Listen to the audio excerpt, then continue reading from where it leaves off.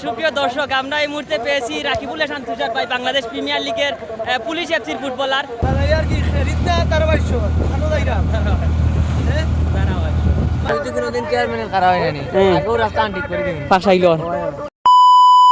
আসসালামু আলাইকুম, welcome back to my official Facebook page and my YouTube channel. নতুন একটা ব্লগে সবাই স্বাগতম জানাইয়ার। তো আজকে আমরা যাইমু ফাকসাইল মাঠো, ফাইনাল ম্যাচ হইব। ইনো যাইমু আমরা, আর কিতা কিতা করমু সব কিছু দেখাইমু। তো পেজটা ফলো করবা এবং ইউটিউব চ্যানেলটা সাবস্ক্রাইব করবা, আর সবসময় ব্লগ দেখার লাগিয়া মানে সাপোর্ট দিয়া যাইবা, কমেন্ট করবা সুন্দর সুন্দর, আর কন্টিনিউ চেষ্টা করমু ব্লগ দেওয়ার লাগি। ওকে, এনজয় দিস ব্লগ। এবং আমরা এই মুহূর্তে রানা দিলাম, তো কিতা কিতা করি সব কিছু আজকের ব্লগে দেখাইমু, তাহলে কন্টিনিউ করো ব্লগটা। তো এখন আমরা এই রাস্তাতে আইছি, রাস্তাতে এখন নুমান ভাইটার অপেক্ষা করি, আর তাইলা নাইবা কিছু সময় ভিতরে এই রাস্তা দিয়া। তো আমি অপেক্ষাত আছি রাস্তাত বইয়া, নুমান ভাইতে আইবা। ওকে, আর ইনো বইয়া অপেক্ষা করি, আর নুমান ভাইতে আইয়ারলে লগে যাইমু। তো ফাইনালি নুমান ভাইতে আইসন, আইয়ারলে গাড়ি তুটছি, গাড়ি তুটি একলগে রওনা দিছি।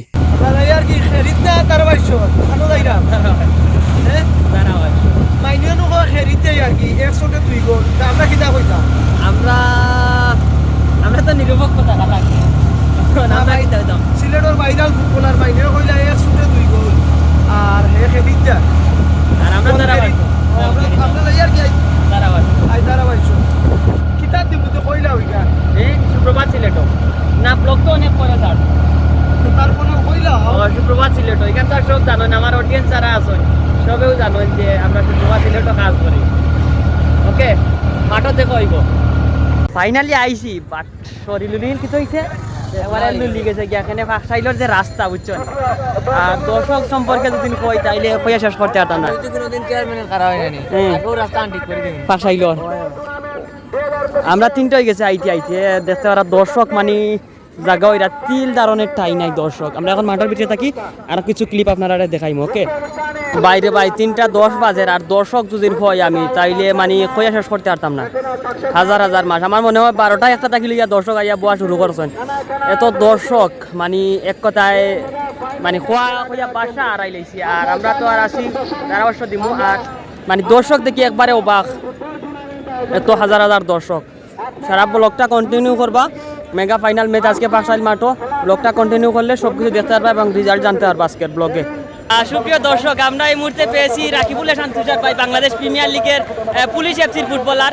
আর তিনি কিছু পূর্বে আমি উনার ইন্টারভিউ নিয়েছিলাম, তিনি বলেছেন যে ন্যাশনাল টিমের হয়ে খেলার জন্য উনার আগ্রহ হয়েছে, এবং সিলেকশনটা যদি তারা যদি ঠিক মতো যদি দেখে ফোকাসটা রাখে, তাহলে আগামীতে আমরা ন্যাশনাল টিমে দেখতে পারবো রাকিবুল হাসান তুষার ভাইকে। ভাই কিছু কথা বলেন আমার পেজে।